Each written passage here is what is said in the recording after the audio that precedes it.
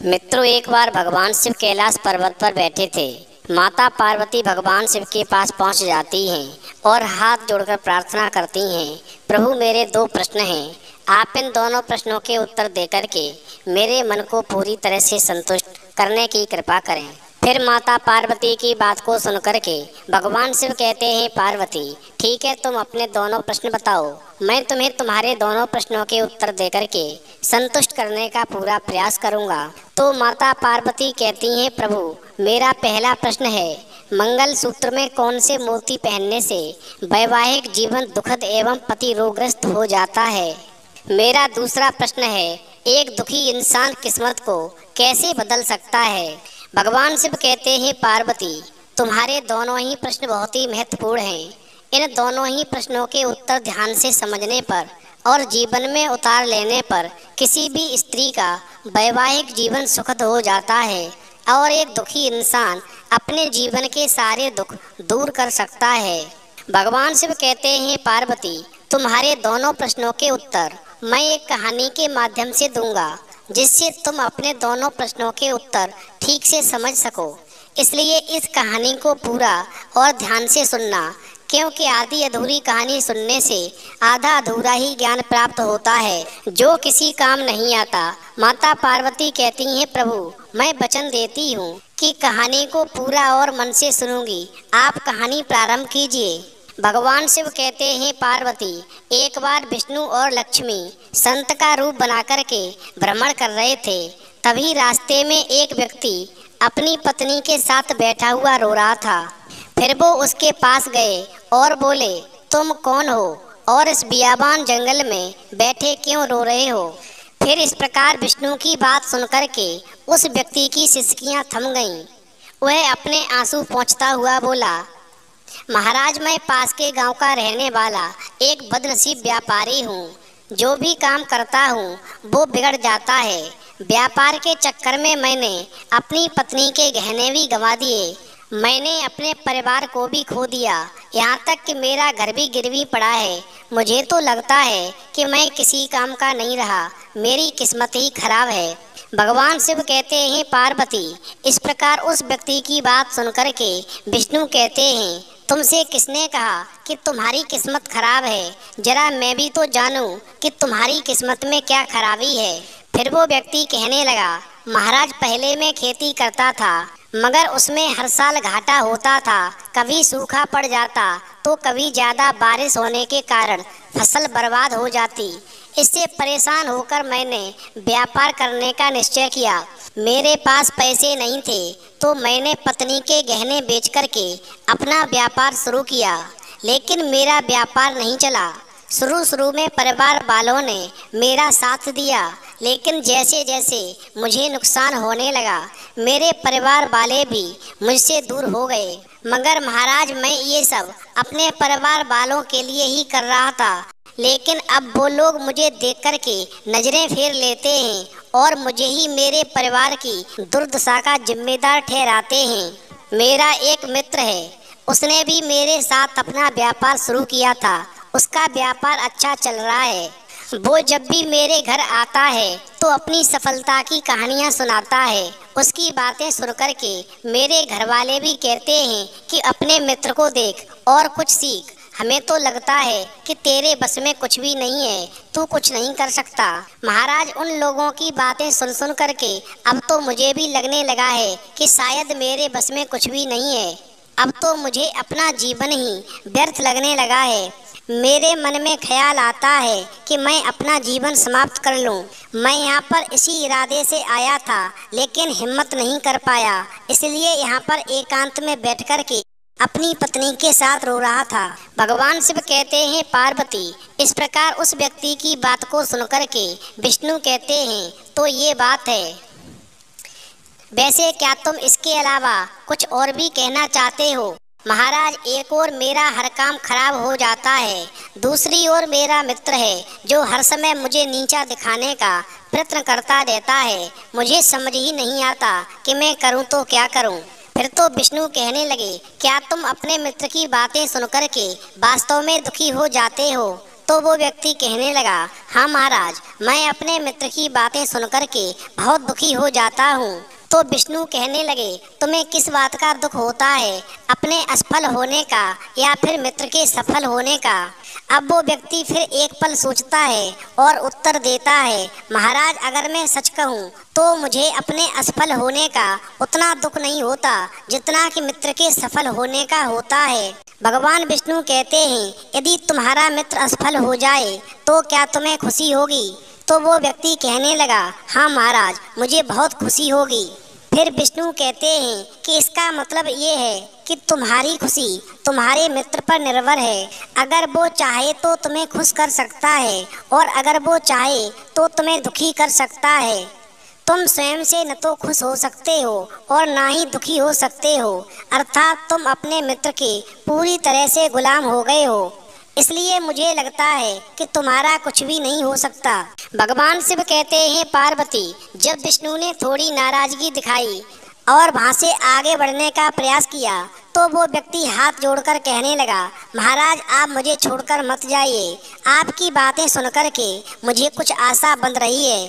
फिर विष्णु कहने लगते हैं, यदि तुम मेरी बात मानने को तैयार हो तो मैं तुम्हें बताने को तैयार हूँ। हमेशा ध्यान रखना, जब हम किसी से आशा बांध लेते हैं तो उस पर निर्भर हो जाते हैं। ऐसे में हमारी खुशी और दुख भी उस पर निर्भर करने लगता है। इससे बेहतर है कि तुम अपने आप से आशा बांधो। जब तुम ऐसा करोगे, साथ ही पूरे जतन से काम करोगे, तो तुम्हें सफलता अवश्य प्राप्त होगी। भगवान शिव कहते हैं, पार्वती, इस प्रकार विष्णु ने अपनी बात आगे बढ़ाई और कहा कि तुम्हें लगता है कि तुम्हारा मित्र तुम्हें दुखी करने आता है, पर अगर तुम उसकी बातों पर विचार करो तो वो बातें सही कहता है। तुम्हें अपने मित्र की बातें खराब लग सकती हैं, मगर मेरी नज़र में तुम्हारे मित्र की बातें बिल्कुल भी खराब नहीं हैं। वो अपने संघर्ष और अनुभव की बातें तुम्हें बताता है। तुम अपने मित्र की बातों को ध्यान से सुन करके उन बातों को अपने जीवन में उतार करके उन बातों से बहुत कुछ सीख सकते हो। तुम्हें उसके लिए उसे धन्यवाद करना चाहिए कि तुम्हें घर बैठे कुछ अनुभव मिल रहे हैं, क्योंकि तुम्हारा मित्र तुम्हें अपनी सफलता की कहानी सुनाता है कि वो सफल कैसे हुआ। तुम उसके अनुभवों का लाभ उठाओ और एक नई शुरुआत करो। कर्म करते जाओ, हार मत मानो। एक दिन तुम्हें सफलता अवश्य मिलेगी। आज तुम जिसे अपना पुराना वक्त या बुरी किस्मत कह रहे हो, एक दिन ये बदल जाएगी। इसी के साथ तुम्हारे विचार भी बदल जाएंगे और देखना, जब तुम्हारा अच्छा वक्त शुरू होगा तब तुम्हारा मित्र भी तुम्हें अपनी सफलताओं की कहानियां नहीं सुनाएगा, तब वो तुम्हें अपनी असफलताओं की बातें बताएगा, ताकि तुम उसकी बातें सुनकर के भ्रमित हो जाओ, तुम्हारा आत्मविश्वास हिल जाए और तुम गलत निर्णय ले सको। लेकिन उस समय भी तुम्हें अपनी बुद्धि का प्रयोग करना होगा। तुम्हारा मित्र जैसे आज तुम्हें दुखी करने आता है, उसी तरह उस समय भी तुम्हें दुखी करने आएगा, क्योंकि जिस तरह उसे दुखी देखकर तुम्हें मजा आता है, उसी तरह उसे भी तुम्हें दुखी देखने में उतना ही मजा आता है। भगवान शिव कहते हैं, पार्वती, इस प्रकार विष्णु की बात सुनकर के वो व्यक्ति कहने लगा, महाराज, आपने सही कहा, लेकिन मेरा सबसे बड़ा दुख ये है कि मेरे परिवार के लोग भी इसमें शामिल हैं। वास्तव में मैं तो अपने परिवार के लिए ही अच्छा करना चाहता था, लेकिन वो लोग मेरी बात को समझने को तैयार नहीं। वो तो मुझे गलत कहते हैं और अब तो बात इतनी बढ़ गई है कि मेरा साथ भी छोड़ दिया है। भगवान शिव कहते हैं, पार्वती, विष्णु कहने लगे, मैं तुम्हारी बात समझ गया। तुम सांत्वना चाहते हो। वास्तव में इस दुनिया में सभी लोग सांत्वना ही चाहते हैं। हम चाहते हैं कि हम जब भी कुछ करें तो लोग हमारी प्रशंसा करें, लेकिन आम तौर पे ऐसा नहीं होता, इसलिए हम दुखी हो जाते हैं। हमें लगता है कि हमारे मित्र परिवार वाले सब मतलबी हैं, लेकिन तुम अगर किसी को अपना परिवार मानते हो और उसके लिए कुछ करना भी चाहते हो, तो तुम्हें ऐसा क्यों लगता है कि तुम दूसरों के लिए कुछ कर रहे हो? वास्तव में तुम अपनी खुशी के लिए कर रहे हो, इसलिए परिवार के लिए कुछ करना वास्तव में अपने लिए ही करना होता है। लेकिन अगर ऐसा करते समय तुम्हें लगता है कि तुम दूसरों के लिए कर रहे हो, तो तुम दुखी निश्चित रहोगे, और अगर तुम्हें लगता है कि तुम अपने लिए कर रहे हो, तो तुम खुश रहोगे, क्योंकि जब तुम अपने लिए कुछ अच्छा करते हो या करना चाहते हो तब तुम्हें सांत्वना की कोई जरूरत नहीं पड़ती।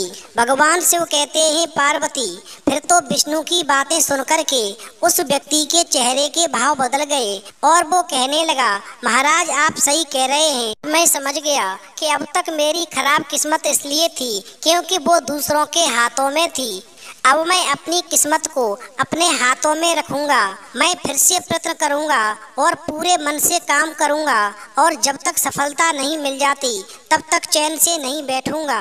भगवान शिव कहते हैं पार्वती, इस प्रकार विष्णु उस व्यक्ति की बात को सुनकर के मुस्कुराए और विष्णु ने एक डिबिया निकाली और उस व्यक्ति को एक डिबिया दे दी। फिर कहा, इस डिबिया को हमेशा अपने पास रखना, इसमें एक ऐसा राज है जो तुम्हें बड़े से बड़े दुखों से भी हमेशा निकालेगा। लेकिन एक बात ध्यान रखना, इस डिबिया को तभी खोलना जब तुम्हारे जीवन में जीने का कोई रास्ता दिखाई ना दे, तुम्हें लगे कि अब इस दुनिया में जीना व्यर्थ है। और यदि डिबिया तुमने समय से पहले खोल दी तो वो सारे राज खत्म हो जाएंगे। भगवान शिव कहते हैं पार्वती, फिर उस व्यक्ति ने विष्णु को वचन दिया कि जब उसे दुनिया में कुछ भी दिखाई नहीं देगा वो उस डिबिया को उसी दिन खोलेगा।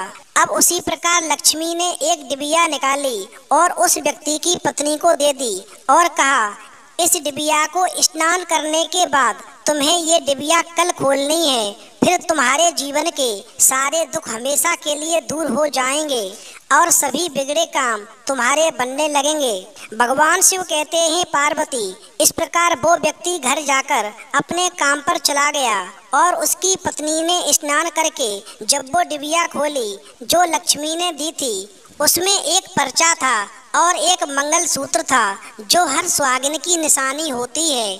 फिर वो स्त्री उस पर्चे को पढ़ती है तो उसमें जो लिखा था उसे पढ़कर के वो स्त्री चकित हो जाती है। उसी समय माता पार्वती भगवान शिव से पूछती हैं, प्रभु उस पर्ची में ऐसा क्या लिखा था जो वो स्त्री पढ़ कर के चकित रह गई।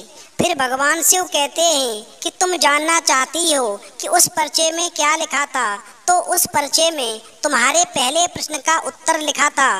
तो पार्वती कहती हैं, प्रभु वो कैसे?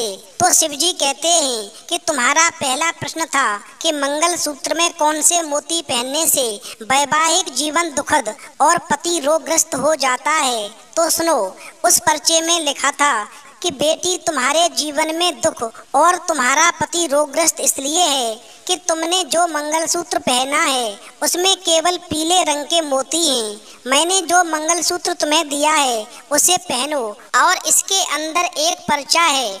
उस पर्चे में मंगलसूत्र के बारे में विस्तार से लिखा है। उस पर्चे को बड़े ही ध्यान से पढ़ो और मंगल सूत्र के रहस्य को समझो और उसको नियमानुसार धारण करो। भगवान शिव कहते हैं पार्वती, उस पर्चे में लिखा था कि मंगल सूत्र को लेकर के 6 गलतियां कभी भी नहीं करनी चाहिए। पहली, कि अक्सर देखा जाता है कि महिलाओं को एक दूसरे की चीज मांगकर पहनना बहुत ही अच्छा लगता है। यदि महिलाओं को किसी के गले में कोई गहना पसंद आ जाता है तो वो उसे पहनने के लिए उधार मांग लेती हैं। मगर तुम इस बात का हमेशा ध्यान रखना कि शादीशुदा महिला को कभी भी किसी और का मंगलसूत्र मांगकर नहीं पहनना चाहिए। ऐसा करने से पति की आयु कम होती है और वो रोगग्रस्त होता है, इसलिए ऐसा करने से हमेशा बचना चाहिए। उस पर्चे में आगे लिखा था कि हर मंगल सूत्र का निर्माण काले मोती और सोने से किया जाता है, लेकिन एक बात का विशेष ध्यान रहे कि मंगल सूत्र के अंदर काले मोती और सोने के मोती अवश्य होने चाहिए, क्योंकि काले रंग के मोती हमेशा लोगों की बुरी नजरों से बचाते हैं, जिससे कि आपके सुखी दाम्पत्य जीवन को लोगों की नजर नहीं लगती। इसलिए कभी भी ऐसा मंगलसूत्र नहीं पहनना चाहिए जिसमें काले मोती ना हो। मंगलसूत्र हमेशा ऐसा होना चाहिए जिसमें काले मोती एवं सोने के मोती अवश्य हो। भगवान शिव कहते हैं पार्वती, उस पर्चे में आगे लिखा था कि मंगलसूत्र को कभी भी उतारना नहीं चाहिए। पति जब पत्नी के गले में मंगलसूत्र डालता है तब से लेकर के उसकी अंतिम सांसों तक पत्नी को गले में मंगलसूत्र धारण किए रहना चाहिए। यदि किसी अनहोनी परिस्थिति में मंगल सूत्र को उतारा भी जाए तो उसकी जगह पर एक गले में काला धागा अवश्य धारण कर लेना चाहिए। भगवान शिव कहते हैं, पार्वती, उस पर्चे में आगे लिखा था, मंगल सूत्र कई आकृतियों के होते हैं, मगर पारंपरिक रूप से कप आकृति वाला यानी गोल मंगल सूत्र शुभ माना जाता है। इसे शिव जी का प्रतीक भी माना जाता है। ऐसे में इसे गले में धारण करने का लाभ अधिक होता है। इसलिए जहाँ तक हो सके एक सुहागिन स्त्री को कप आकृति वाला ही मंगल सूत्र धारण करना चाहिए। भगवान शिव कहते हैं, पार्वती, उस पर्चे में आगे लिखा था कि मंगल सूत्र में कम से कम एक सोने का मोती अवश्य होना चाहिए, क्योंकि सोना गुरु ग्रह के प्रभावों को कम करता है। इससे घर में सुख शांति और समृद्धि आती है। सोना धारण करने से शरीर में सकारात्मक ऊर्जा का संचार होता है। इसलिए हमेशा सुहागिन स्त्री को ध्यान रखना चाहिए कि बिना सोने वाला मंगल सूत्र नहीं पहनना चाहिए। इसलिए हमेशा हर सुहागिन स्त्री को इस बात का विशेष ध्यान रखना चाहिए कि ऐसा मंगल सूत्र कदापि न पहने जिसमें सोने के मोती न लगे हों। भगवान शिव कहते हैं, पार्वती, उस पर्चे में आगे लिखा था कि मंगल सूत्र अचानक गले से टूटकर गिर जाता है तो उसे अपशकुन माना जाता है। ऐसे में पति के स्वास्थ्य को हानि या रिश्तों में दरार हो सकती है। इसलिए कभी भी गले में कमजोर मंगल सूत्र धारण नहीं करना चाहिए। भगवान शिव कहते हैं, पार्वती, मुझे पूरा विश्वास है कि तुम्हें अपने पहले प्रश्न का उत्तर मिल गया होगा। तो पार्वती कहती हैं, हाँ प्रभु, मुझे मेरे पहले प्रश्न का उत्तर मिल गया और मैं पूरी तरह से संतुष्ट हूँ। भगवान शिव आगे कहते हैं, पार्वती, फिर इस प्रकार उस स्त्री ने उस मंगल सूत्र को धारण किया और फिर मंगल सूत्र के प्रभाव से उस स्त्री का पति रोग के प्रभाव से मुक्त हो गया और खूब मेहनत करने लगा और इस प्रकार वो एक बड़ा व्यापारी बना।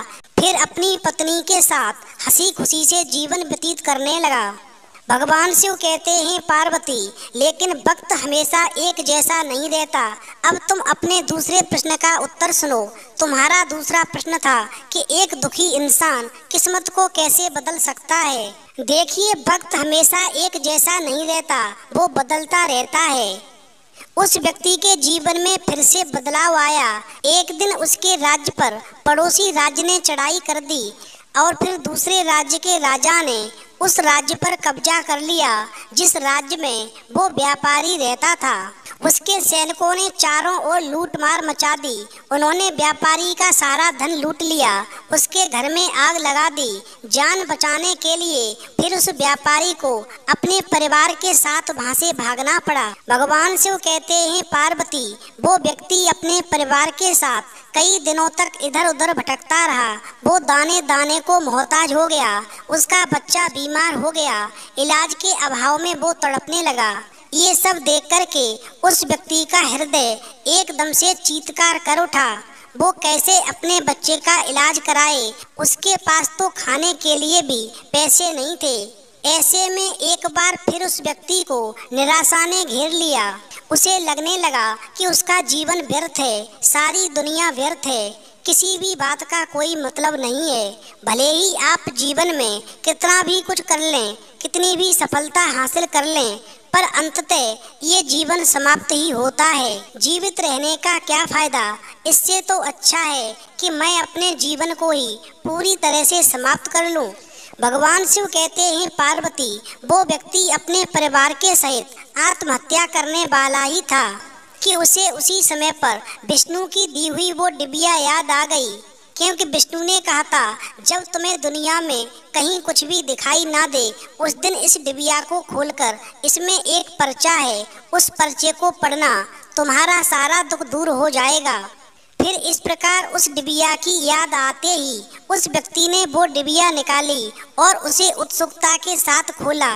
डिबिया के भीतर एक पर्ची थी। उस पर्ची में कुछ लिखा हुआ था। उसे पढ़ कर के उस व्यक्ति की आंखों के आगे से निराशा का जाल हट गया। फिर तो पार्वती कहती हैं, प्रभु, उसमें क्या लिखा था। तो भगवान शिव कहते हैं, उसमें तुम्हारे दूसरे प्रश्न का उत्तर लिखा था। तुम्हारा दूसरा प्रश्न था कि एक दुखी इंसान किस्मत को कैसे बदल सकता है, तो उसमें लिखा था कि ये समय भी बीत जाएगा। माता पार्वती बोली, प्रभु मैं कुछ समझी नहीं। तो भगवान शिव कहने लगे, मैं तुम्हें विस्तार से समझाता हूँ कि कभी भी इंसान के दिन एक जैसे नहीं रहते। जब खराब दिन थे तो उस व्यक्ति के अच्छे दिन भी आए, और जब वो अच्छे दिन भी व्यतीत हो गए तो आज फिर खराब दिन आ गए। तो हमेशा ये खराब दिन भी नहीं रहेंगे। व्यक्ति को हिम्मत से काम लेना चाहिए और बराबर अपनी मेहनत के साथ अपने कार्य को करते रहना चाहिए। उसे एक दिन सफलता निश्चित मिलती है। भगवान शिव अंत में कहते हैं, पार्वती इंसान ईमानदारी, विश्वास और लगन से जब कोई कार्य मेहनत से करता है तो मेहनत का फल उसे अवश्य मिलता है। उसी प्रकार उस पर्चे पर लिखी हुई बात को जब उस व्यक्ति ने ध्यान से पढ़ा और वो समझ गया कि मेरे बुरे दिन एक बार अच्छे हुए और आज फिर से बुरे दिन आ गए, तो मेरे बुरे दिन ये भी टल जाएंगे, समय एक सा नहीं रहेगा। और वो यही सोच करके दोबारा से मेहनत करने लगा और फिर वो एक दिन पहले से भी बड़ा व्यापारी बना और अपने परिवार के साथ में अपना जीवन हंसी खुशी से व्यतीत करने लगा।